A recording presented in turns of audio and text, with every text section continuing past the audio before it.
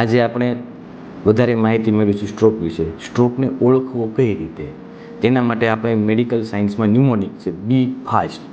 બી એટલે કે બેલેન્સ, એટલે કે આપણે હલનચલનમાં લડખડાઈ જવાથી, બેલેન્સ બગડી જવાથી. ઈ મીન્સ આઈઝ. આઈઝ એટલે આંખો, આંખોમાં દેખાવમાં તકલીફ થવી, આંખોમાં ડબલ દેખાવું, આંખોમાં કોઈ તકલીફ થવી.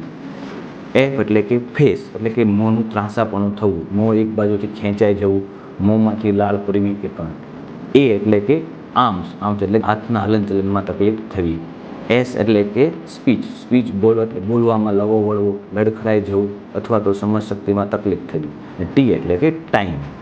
જો આ લક્ષણો આપણે 3 કલાકથી 4.5 કલાકની વચ્ચે જાણી લઈએ અને જલ્દી નજીકના સ્ટ્રોક સેન્ટર પાસે પહોંચીએ તો સ્ટ્રોકની કાયમી અપંગતામાંથી આપણે બચી શકીએ. એટલે કે યાદ રાખો, બી fast means time 3 to 4.5 hours.